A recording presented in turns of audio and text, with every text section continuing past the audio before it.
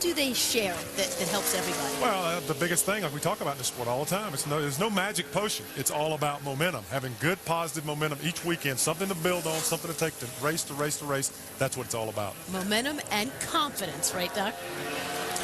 You got it, guys. And here's a guy who's had lots of races here over the years, but he's had a tough afternoon, guys, in the practice session.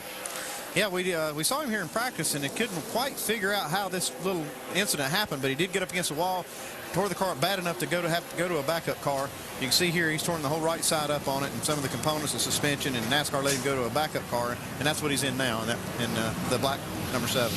We got off of turn 3 and got in a wall right there and tore the car up. But Andy, the front of this car is much higher than it needs to be, so this is a direct indication there's something still not right on his car.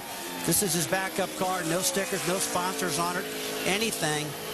Well, it's a tough deal to try to pull that backup car off. That was late in the practice session. He had that problem, so they didn't get any laps on this car at all. This is a track that Robby really loves, too. I mean, he's targeted this event. He always runs good in the IndyCar here. He's had some close victories. So he's put his heart and soul into this thing, but I'm afraid it's not going to show up where he wants. He's dead last right now to 50.87.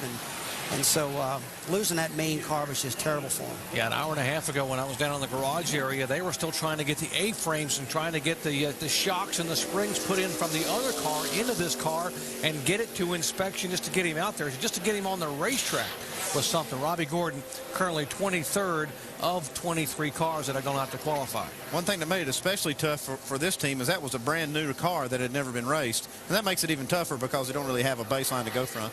But the good news is he's one of the guys in the top 35 in owners' points, and so he will be in the race, although he may be very, very slow in terms of where he starts. Dave Burns. Kurt Busch has been watching